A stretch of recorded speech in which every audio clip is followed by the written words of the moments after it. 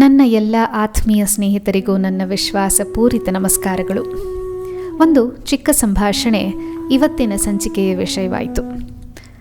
ನಾವು ನಮ್ಮ ನಂಬಿಕೆಗಳಿಗೆ ತಳಹದಿಯಾದ ನಮ್ಮ ವಿಚಾರ ಮೌಲ್ಯಗಳು, ಸಂಬಂಧಗಳ ಮೇಲಿನ ನಮ್ಮ ನಂಬಿಕೆ, ಆ ಸಂಬಂಧಗಳಲ್ಲಿನ ನಮ್ಮ ನಂಬಿಕೆಗಳಿಗೆ ಅಂಟಿಕೊಂಡ ನಿರೀಕ್ಷೆಗಳು, ಆ ನಂಬಿಕೆ ನಿರೀಕ್ಷೆಗಳ ಸುಳಿಯಲ್ಲಿ ಸಿಕ್ಕಿ ಹಾಕಿಕೊಂಡ ನಮ್ಮ ಭಾವನೆ, ಗೊಂದಲ, ಸಂದೇಹಗಳು, ಅದರಿಂದ ಆಗೋವಂಥ ಒತ್ತಡ, ಆತಂಕ, ಸ್ಟ್ರೆಸ್, ಟೆನ್ಷನ್, ಆಂಗ್ಸೈಟಿ, ಇದು ನಮ್ಮ ಇವತ್ತಿನ ವಿಷಯ.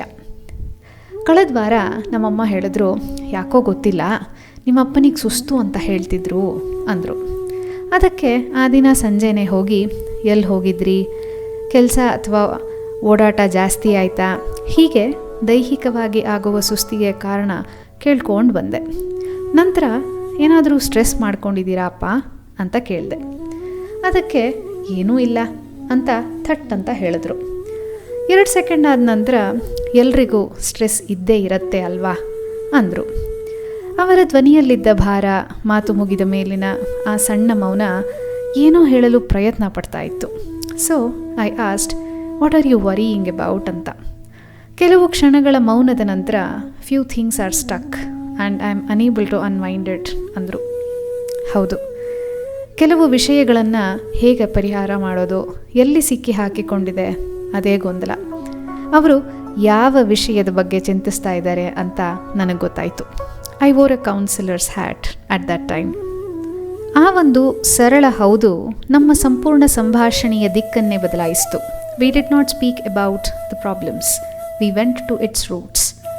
ಸಂಬಂಧಗಳ ಬಗ್ಗೆ, ಅದರಲ್ಲಿನ ನಿರೀಕ್ಷೆಗಳು, ನಮ್ಮ ಅರ್ಥ ಅಪಾರ್ಥಗಳು ಎಲ್ಲವೂ ಸಂಭಾಷಣೆಯಲ್ಲಿ ಅಡಕವಾದವು. I told him, you are too innocent to believe people's words ಅಪ್ಪ.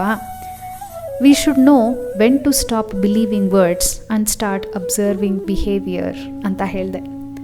ಪದಗಳು ಮೋಸ ಮಾಡಬಹುದು, ಆದರೆ ನಡವಳಿಕೆ, ನಾವು ನಡೆದುಕೊಳ್ಳುವ ರೀತಿ ಸ್ಪಷ್ಟವಾಗಿ ಸತ್ಯ ಹೇಳುತ್ತವೆ. ವರ್ಡ್ಸ್ ಕ್ಯಾನ್ ಬಿ ಎ ಲೈ, behaviour shouts the truth. It will tell us what we are, our culture, principles, care, priorities and decisions. ಪ್ರತಿಯೊಂದು ಸತ್ಯವೂ ಮಾತಿನಲ್ಲಿ ಹೊರಬರುವುದಿಲ್ಲ. ಕೆಲವು ಸತ್ಯಗಳು ನಾವು ಗಮನಿಸುವ ಕ್ಷಣಕ್ಕಾಗಿ ಮೌನವಾಗಿ ಕಾಯ್ತಾ ಕೂತಿರುತ್ತವೆ. ಅಪ್ಪನ ಜೊತೆಗಿನ ಸಂಭಾಷಣೆ ಮುಗಿದಿತ್ತಾದರೂ ವಾಪಸ್ಸು ಮನೆಗೆ ನಡೆದು ಹೋಗುವಾಗ ನನ್ನ ಜೊತೆಗಿದ್ದ ಸಂಗಾತಿ, ನನ್ನ ಪ್ರಶ್ನೆಗಳು. ನಾವು ಎಷ್ಟು ಬಾರಿ ಜನರನ್ನು ಅವರ ಮಾತಿನ ಆಧಾರದ ಮೇಲೆ ನಂಬ್ತೀವಿ, ಆದರೆ ಅವರ ವರ್ತನೆ ನಮಗೆ ಹೇಳುತ್ತಿರುವ ಸತ್ಯವನ್ನು ಗಮನಿಸೋದೇ ಇಲ್ಲ. ಯೋಚಿಸಿ ನೋಡಿ, ನಾವು ಬೆಳೆದ ರೀತಿಯೇ ಹಾಗೆ. ಯಾರಾದರೂ ಏನಾದರೂ ಹೇಳಿದ್ರೆ ಅದನ್ನೇ ಸತ್ಯ ಅಂತ ಒಪ್ಕೊಳ್ತೀವಿ. It also depends how convincingly they say. ಒಪ್ಪಿಕೊಳ್ಳೋದು ತಪ್ಪಲ್ಲ, ಯಾಕೆ ಅಂದರೆ ನಂಬಿಕೆ ನಮ್ಮೆಲ್ಲರ ಸಂಬಂಧಗಳ ಅಡಿಪಾಯ. ಆದರೆ ಒಂದು ಮುಖ್ಯ ವಿಷಯವನ್ನು ನಾವು ಮರೆತು ಬಿಡ್ತೀವಿ. ನಾವೆಲ್ಲರೂ ಕೇವಲ ಮಾತಿನ ಮೂಲಕ ಮಾತ್ರ ಸಂವಹನ ಮಾಡೋದಿಲ್ಲ. ನಮಗೆ ಇನ್ನೊಂದು ಭಾಷೆಯೂ ಇದೆ. ಆ ಭಾಷೆಗೆ ಶಬ್ದವಿಲ್ಲ ಹಾಗೂ ಮುಖ್ಯವಾಗಿ ಸುಳ್ಳಿಲ್ಲ. ಆ ಭಾಷೆಯ ಹೆಸರೇ ವರ್ತನೆ.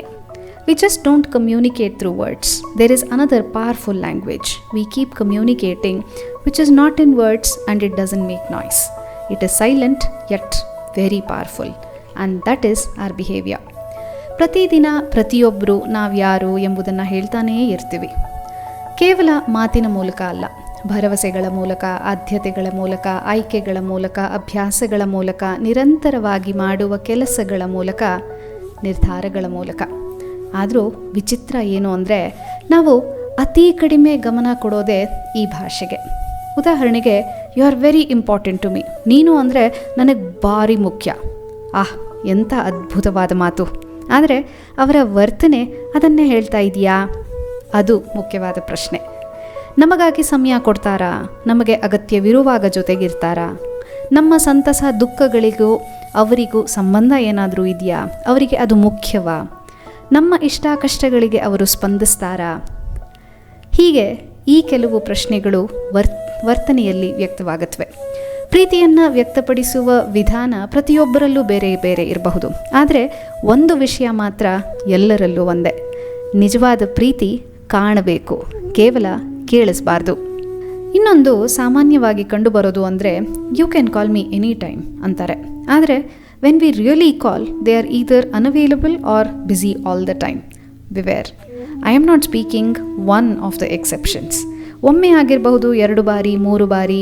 If it repeats, there is a pattern. ಪುನರಾವರ್ತಿತ ವರ್ತನೆ ಮಾತ್ರ ವ್ಯಕ್ತಿತ್ವವನ್ನು ಪರಿಚಯಿಸುತ್ತೆ. ಮನೋವಿಜ್ಞಾನದಲ್ಲಿ ಈ ಕಾನ್ಸೆಪ್ಟ್ನ ನಾವು ಬಿಹೇವಿಯರಲ್ ಇಂಟಿಗ್ರಿಟಿ ಅಂತ ಹೇಳ್ತೀವಿ. ಅಂದರೆ ಒಬ್ಬ ವ್ಯಕ್ತಿ ಹೇಳುವುದಕ್ಕೂ ಅವರು ನಿರಂತರವಾಗಿ ಮಾಡುವುದಕ್ಕೂ ಇರುವ ಹೊಂದಾಣಿಕೆ. ನಂಬಿಕೆ ಹುಟ್ಟುವುದು ಮಾತುಗಳಿಂದ ಇರಬಹುದು, ಆದರೆ ನಂಬಿಕೆ ಉಳಿಯುವುದು ಮಾತು ಮತ್ತು ಕೃತ್ಯ ಒಂದಾದಾಗ. ಫಾರ್ ಎಕ್ಸಾಂಪಲ್, ನೀವು ರೈಲ್ವೆ ಸ್ಟೇಷನಲ್ಲಿ ನಿಂತಿದ್ದೀರಾ ಅಂತ ಇಟ್ಕೊಳ್ಳಿ. ಒಂದು ಅನೌನ್ಸ್ಮೆಂಟ್ ಬರುತ್ತೆ, ಬರುವ ರೈಲು ಪ್ಲ್ಯಾಟ್ಫಾರ್ಮ್ ನಂಬರ್ 3ರಲ್ಲಿ ಬರುತ್ತೆ ಅಂತ. ಆದರೆ ಪ್ರತಿಯೊಂದು ರೈಲು 7ನೇ ಪ್ಲ್ಯಾಟ್ಫಾರ್ಮ್ಗೆ ಬರ್ತಾ ಇದೆ ಅಂದರೆ ಕೆಲವು ದಿನಗಳ ನಂತರ ನೀವು ಅನೌನ್ಸ್ಮೆಂಟ್ನ ನಂಬ್ತೀರಾ ಅಥವಾ ಹಳಿಯನ್ನು ಗಮನಿಸ್ತೀರಾ? ಜೀವನ ಕೂಡ ಹಾಗೆ.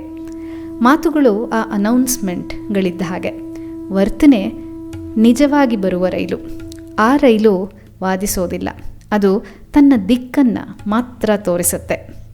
ಬಿಹೇವಿಯರಲ್ ಇಂಟಿಗ್ರಿಟಿ ಕಾನ್ಸೆಪ್ಟ್ ಹೇಳಿದ ಮೇಲೆ ಇನ್ನೊಂದು ಕಾನ್ಸೆಪ್ಟ್ ನಿಮಗೆ ಹೇಳಲೇಬೇಕು. ಒಮ್ಮೊಮ್ಮೆ ಕೆಲವೊಬ್ಬರಲ್ಲಿ ನಮಗೆ ಎಷ್ಟು ನಂಬಿಕೆ ಇರುತ್ತೆ ಅಂದರೆ ಅವರ ಮಾತಿಗೂ ವರ್ತನೆಗೂ ಬಹಳಷ್ಟು ವ್ಯತ್ಯಾಸಗಳಿದ್ದರೂ ಕೂಡ our mind becomes uncomfortable because we aren't ready to accept it. ಇದನ್ನು ನಾವು ಸೈಕಾಲಜಿನಲ್ಲಿ ಕಾಗ್ನಿಟಿವ್ ಡಿಸೊನೆನ್ಸ್ ಅಂತ ಕರಿತೀವಿ.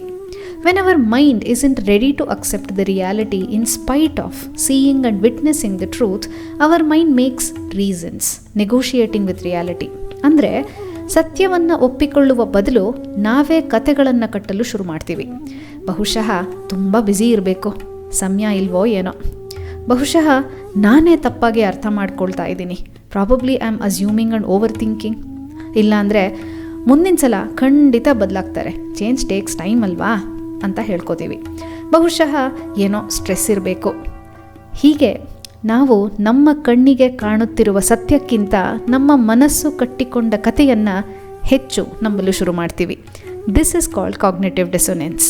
And by the way, please don't misunderstand either me or what I am sharing.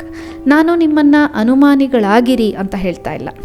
ಅನುಮಾನ ಸಂಬಂಧಗಳನ್ನು ಒಂಟಿಯಾಗಿಸ್ತವೆ, ಅದು ನನಗೆ ಗೊತ್ತು. ಆದರೆ ಜಾಗೃತಿಯು ಸಂಬಂಧಗಳನ್ನು ಪ್ರಬುದ್ಧವಾಗಿಸುತ್ತವೆ.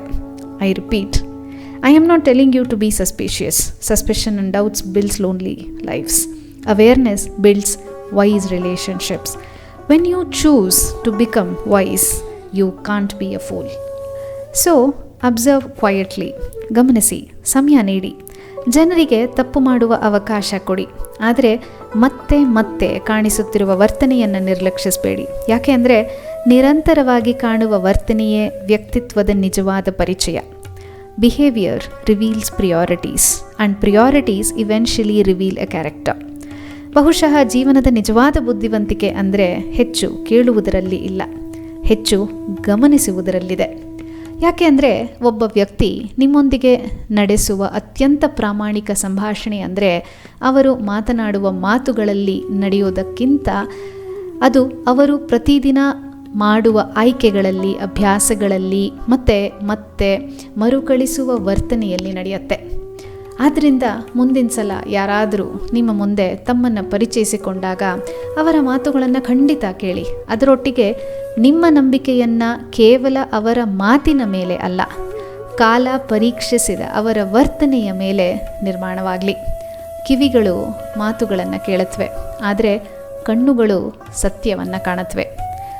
ಆ ಎರಡು ಒಟ್ಟಿಗೆ ಕೇಳಲು ಮತ್ತು ನೋಡಲು ಕಲಿತ ದಿನದಿಂದ ಜೀವನ ಸ್ಪಷ್ಟವಾಗಲಿ, ಸಂಬಂಧಗಳು ಪ್ರಬುದ್ಧವಾಗಲಿ ಮತ್ತು ಹೃದಯ ನಿಜವಾಗಿಯೂ ಯಾರನ್ನು ನಂಬಬೇಕು ಎಂಬುದನ್ನು ನಿಧಾನವಾಗಿ ಕಲಿಯುವಂತಾಗಲಿ ಎಂಬ ಸದಾಶಯದೊಂದಿಗೆ ಮುಂದಿನ ಸಂಚಿಕೆಯಲ್ಲಿ ಮತ್ತೆ ಭೇಟಿಯಾಗ್ತೀನಿ.